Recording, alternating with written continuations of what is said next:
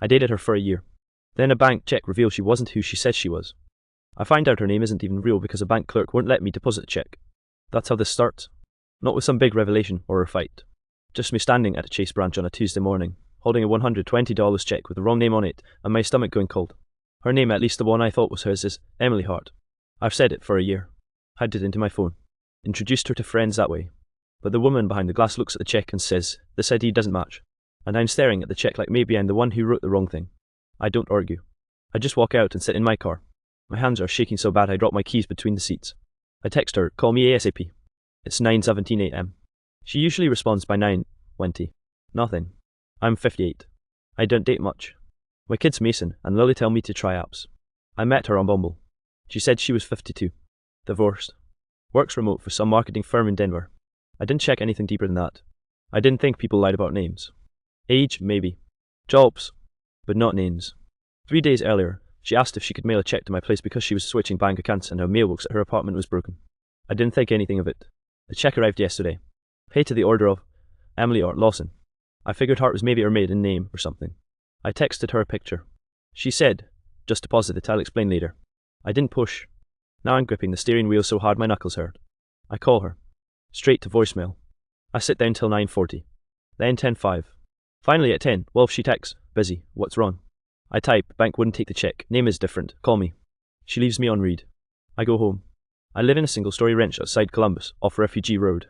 The house is quiet. I make coffee, but I don't even drink it. Just stand in the kitchen staring at the Keurig like it might tell me something. I met her last January. Our first date was at Applebee's on East Broad. She ordered salmon and complained it was dry. I thought she was funny. She wore this blue blouse and kept brushing hair out of her face. I remember being nervous because I'd been out of dating for years since my divorce. Her apartment was on Taylor Station Road. I only went there maybe 4 times. She always said the place was messy or her roommate was around. We spent more time at my house. She left a toothbrush and a sweater here. At 11:30 I call again. Voicemail. I send another text. Did you change your name? Why didn't you tell me? I try to stay calm, but I feel like someone punched me. I call my son Mason around noon. He's 27, lives in Cincinnati. Works in IT. He answers with, hey dad, what's up? I don't tell him everything. I just say, I think Emily lied about something. He laughs a little. Like what age? I tell him the name. There's the silence. Then he says, you sure? I explain the check thing. He says, maybe it's nothing, people use different surnames, maybe Hart is middle name.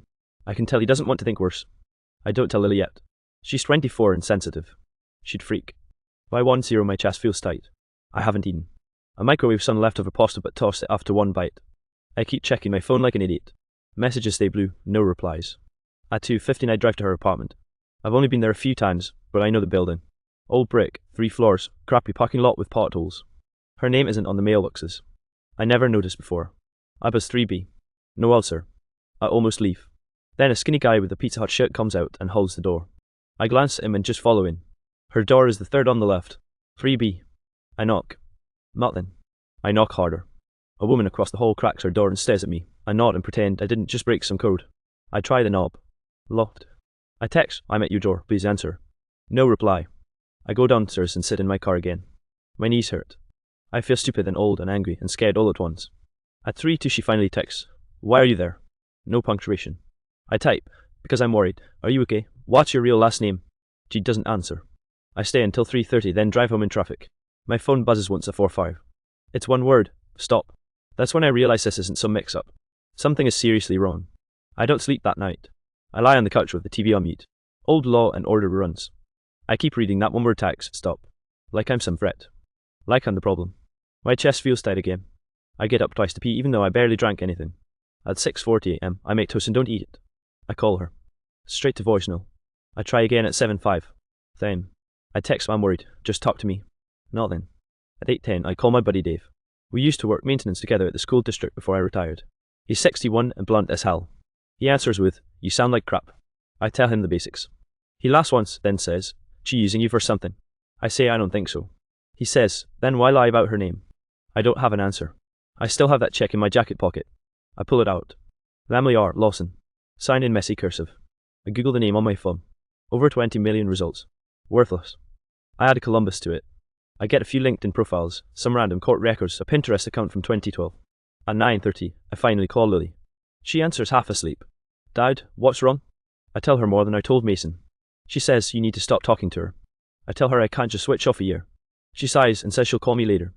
Around 10:15, I drive back to the bank branch. I ask the same woman if I can see the check again. She recognizes me and looks uncomfortable.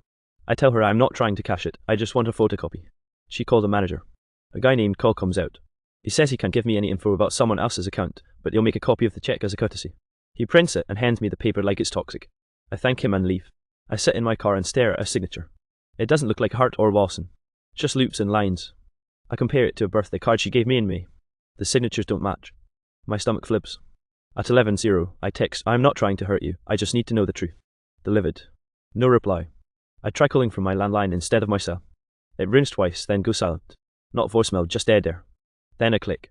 Then gone. I try again. Same.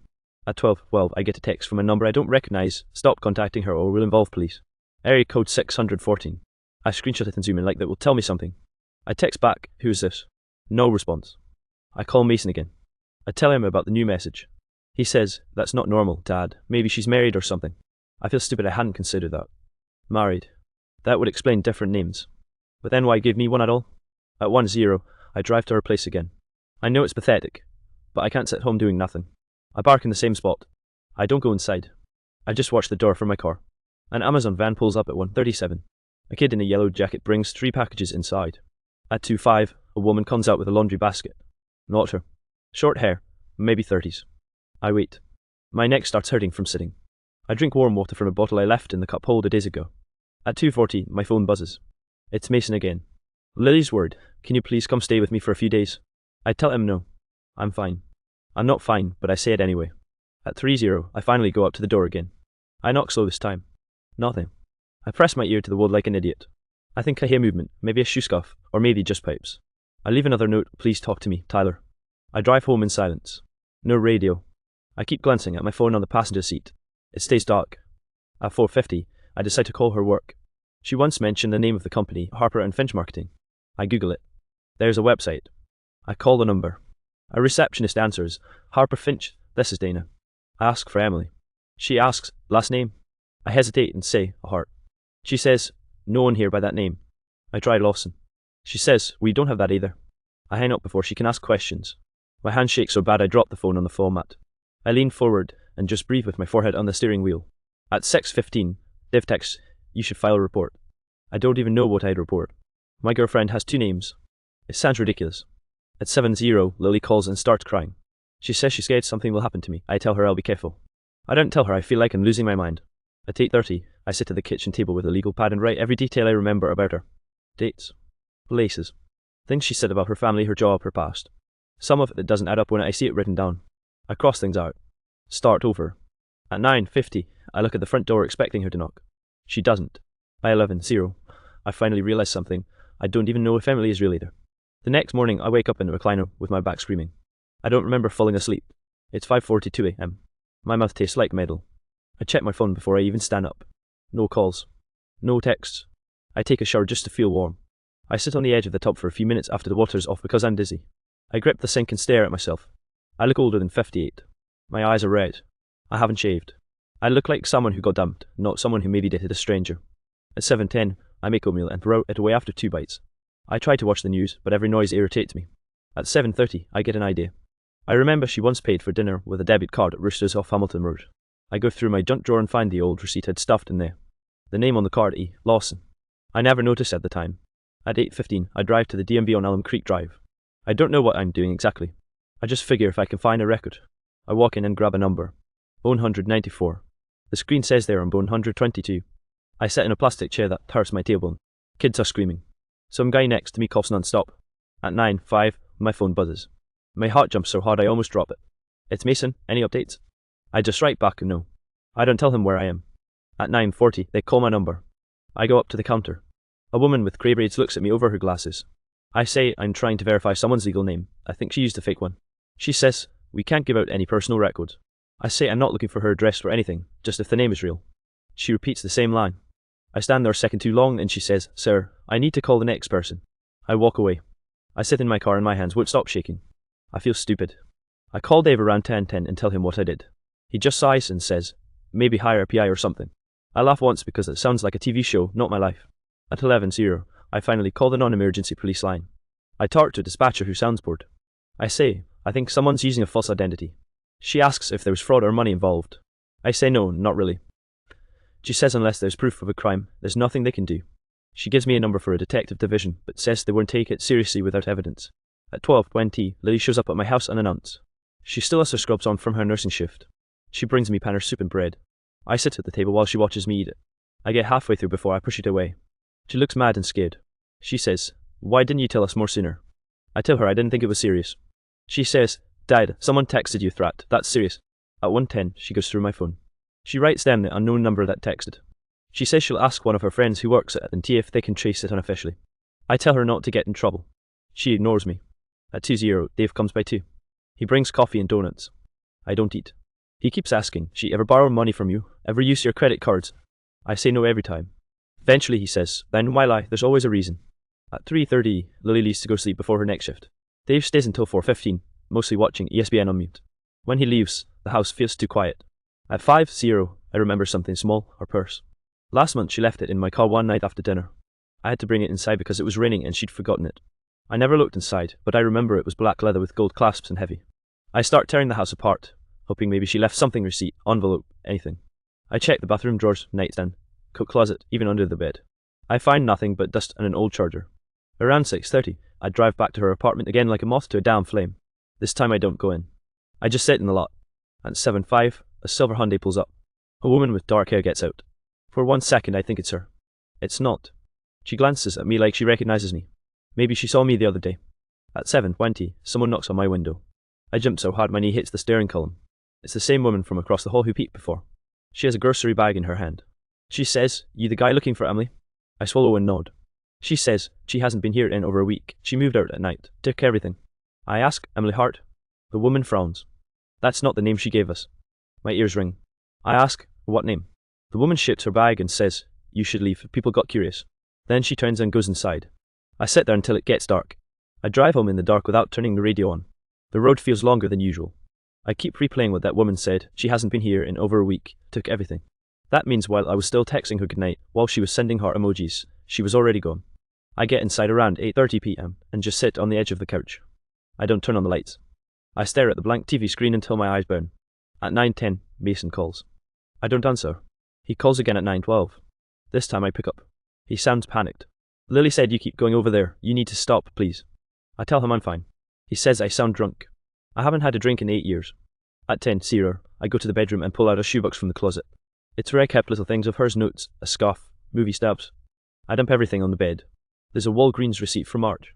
She bought cold medicine and gum. The name on the receipt is E. Dawson. Not Hart. Not Lawson. Dawson. I sit down hard. My ears pop. I grab my reading glasses and go through every slip of paper. A dry cleaning tag with Lawson scribbles. A dentist appointment card with a different first initial S. Hart. I never noticed. My stomach twists like I'm going to vomit. I go to the bathroom and sit on the floor next to the toilet, but nothing comes up. At 11:20, I text unknown number again. I just want to know if she's safe. No reply. At 11:45, I finally crawl into bed. I don't close my eyes. I stare at the ceiling until dawn. Next morning, Thursday, I can't ignore Mason anymore. He texts at 7:03, answer or I'm driving there. I call him. He says he's taking Friday off and coming up. I tell him not to. He says it's not optional. Then he asks the question I've been avoiding. "Dad, did she ever have access to your accounts?" I say no, but I think about the time she used my laptop to check her email. At 8:00, I call my bank just to be safe. I wait on hold for 26 minutes. A woman named Teresa finally picks up. I tell her I want to check for unusual activity. I give my info. She puts me on hold again. My heart thumps so loud I can hear it. She comes back and says everything looks normal. I thank her and hang up. At 9:15, I get in my car and drive back to the apartment complex again. I don't even know why. Habit. Obsession. Something. I park in a different area so I don't look obvious. I sit there watching people go in and out. Nobody I recognize. At 10:30, the same woman from across the hall comes out again with a trash bag. I get out and approach her slowly so I don't scare her. I say, "Ma'am, please, I'm not here to bother anyone. I just need to know if she's okay." She looks at me like she's deciding if I'm dangerous or just pathetic. Then she says she told people her name was Erica Shaw. Joe. Another name. I feel lightheaded. I ask, "Do you know where she went?" The woman shakes her head. She left after some man came knocking late one night. They argued in the hallway. Next day she was gone. I ask, "What did he look like?" She shrugs. Tall, dark hair, angry. Then she walks off without saying more. I sit on a curb for 10 minutes just breathing. My knees hurt. My back is killing me from lack of sleep. I get back in the car and call Dave. I tell him about the new name. He says she's running from something or someone. Then after a pause, maybe she wasn't scared of you. Maybe she was scared you'd get caught in it. At 12:00, I drive to the police station on Sunbury Road and go inside. The lobby chairs are hard and the air smells like bleach and sweat. I tell the desk officer I think someone I know has multiple identities and might be in danger or involved in something criminal. He asks if I'm her husband. I say no. He asks if we share property or kids. I say no. His interest fades immediately. He hands me a generic form and says I can fill it out but probably won't hear back. I sit there with the clipboard for 5 minutes. I don't write anything. I hand it back and leave. Outside, the sun is bright and it hurts my eyes. At 1:30, I go home and lie down on the floor in the hallway because the carpet feels cool. I close my eyes and think about the night she first stayed over. She fell asleep watching a movie and kept one sock on. I think about how she used to hum while washing dishes. I don't even know if any of that was real. At 3:00, Mason calls again to say he booked a hotel near my house for tomorrow. I don't argue. At 4:10, I get a text. I freeze when I see the preview. We need to talk. No name. Just a number. It's not the unknown one from before. It's a third number. My heart pounds. I type, who is this? A minute passes.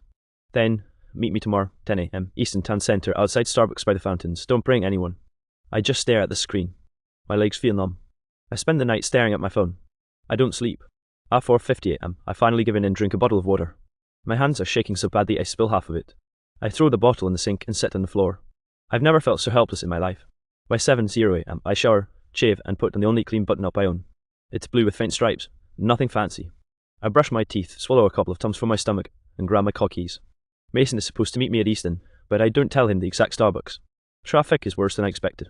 I park in the far corner of the lot and just stare at the fountains from my car. The sun glints off the water. Families are walking by.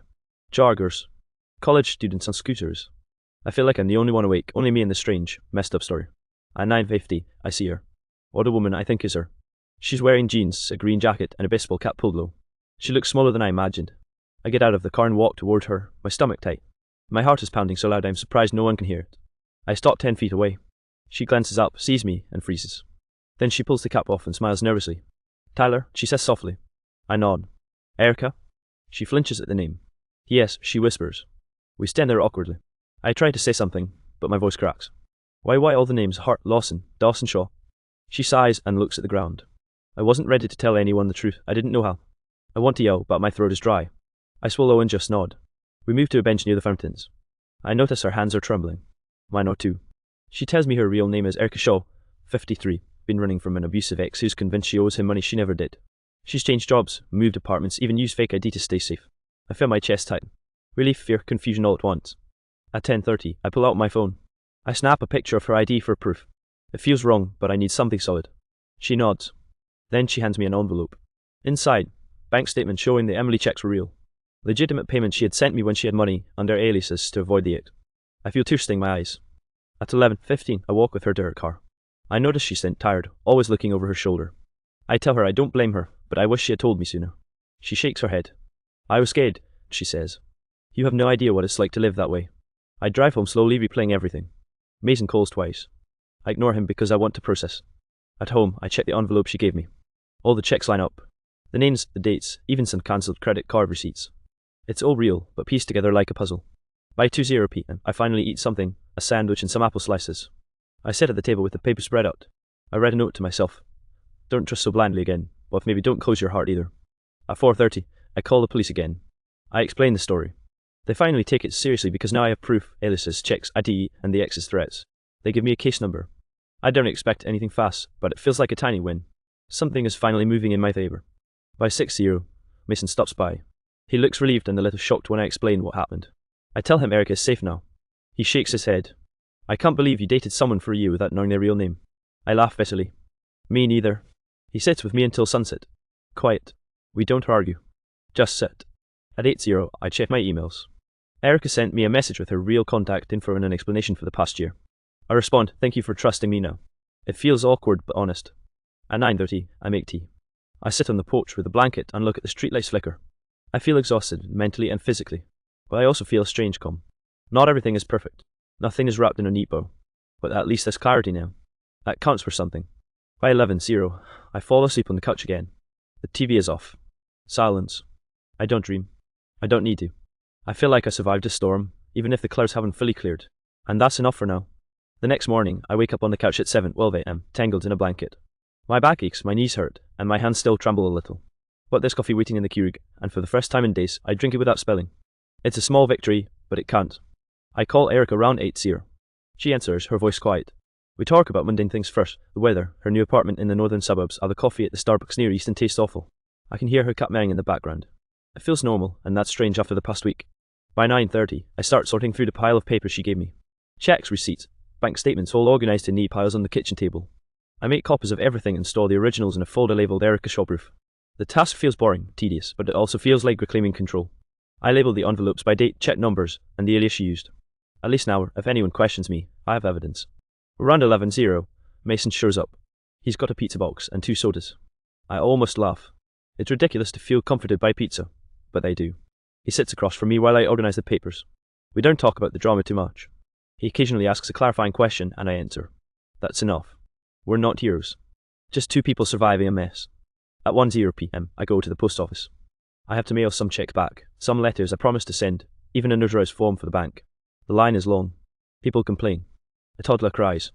I wait, sweating in the sun, hands sticky from an old soda spill in my bag. It's ordinary life, and that's the point. Slowly, the world keeps moving. By 3:15, Erica texts me with a small update. She's met with her lawyer about the ex and filed a restraining order. I feel a tiny weight lift off my chest. I type back, "You good, take care, stay safe." She replies, "Thanks Tyler, you too." Short, simple. I read it 3 times. At 4:00, I fold laundry. Socks, shirts, towels. I realise I haven't done it in a week. The mundane tasks, folding, organising, cleaning, feel grounding. I notice the dust on the windowsill, wipe it down. The sunlight looks warmer than usual. I tell myself it's progress, no matter how small. By 5:30, I sit in the recliner with a notebook. I write down the timeline of events from the first date to the bank check to all the names she used. I don't sugarcoat anything. I write my mistakes, like trusting blindly, ignoring warning signs, letting fear control me. I write the moments I wanted to give up, times I felt weak or stupid. It's exhausting, but necessary. At 7:00, Mason and Lily come over for dinner. We order Chinese takeout. Erica isn't there, and that's okay. We talk about everyday stuff, Lily's nursing rotations, Mason's work, the dog's stubbornness. I notice how ordinary life feels comfortable again. Not perfect. Not glamorous. Just manageable. At 8:45, I check my phone. Erica sent a picture of her new apartment balcony. Plants, a small table, a chair. It's cozy. I reply with a thumbs up emoji. That's all I can manage without feeling anxious. By 10:00, I take a shower, brush my teeth, and crawl into bed. My body aches less. My mind is quieter. I think about the year dating someone whose real identity I didn't know. I feel frustrated, betrayed, relieved, exhausted. All at once. Nothing is wrapped neatly. Nothing is simple. But that's life. At 10:45, I glance at the stack of papers on the nightstand. Proof of chaos, proof of truth. I put a hand on it. A strange sense of closure settled in. Not happiness. Not perfection. Just clarity. I close my eyes. By 11:30, I'm asleep. Dreams are slow, soft, fleeting. I wake in the morning, still tired, but ready to do the ordinary things that matter. Make coffee, eat breakfast, check my messages, fold laundry, talk to my kids. Life isn't fixed. Erica's story isn't finished. Mine isn't either. But we survived, even if messy, even if slow. That's enough for now. So yeah, that's how it went down. Nothing fancy. Just telling it like it happened.